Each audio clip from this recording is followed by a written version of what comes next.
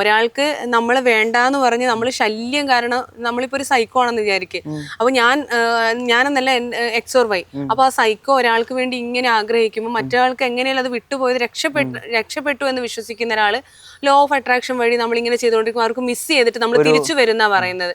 അപ്പൊ അതൊരു നീതികേടല്ലേ? അല്ല, ഇപ്പൊ പറഞ്ഞല്ലോ ഒരു സൈക്കോ, അതുപോലത്തെ മെന്റാലിറ്റി ഉള്ള ആൾക്കാർ ചെയ്ത് കഴിഞ്ഞാൽ നടക്കില്ല. അതാണ് വേറൊരു കാര്യം. ആ മെന്റാലിറ്റി ഉള്ള ആൾക്കാർക്ക് കിട്ടില്ല. അവരെന്താ ഉദ്ദേശിക്കണേ? ആ റിലേഷൻഷിപ്പ് പിന്നെയും നടന്നിട്ട് പിന്നെയും അടിയായി.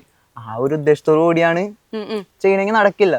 ഇപ്പം എനിക്ക് മാനിഫെസ്റ്റേഷൻ ചെയ്യണമെങ്കിൽ ഞാൻ എന്തൊക്കെയാണ് യൂണിവേഴ്സിനോട് ഞാൻ ഇങ്ങനെ ആവശ്യപ്പെട്ടിട്ട് യൂണിവേഴ്സ് എനിക്ക് തരണം എന്നുണ്ടെങ്കിൽ ഞാൻ എങ്ങനെയായിരിക്കണം ഞാൻ തരണം എന്നുണ്ടെങ്കിൽ നിങ്ങൾ ഒന്നാമത്തെ കാര്യം എന്ന് പറയുമ്പോൾ നിങ്ങൾ യൂണിവേഴ്സിനെ വിശ്വസിക്കുക.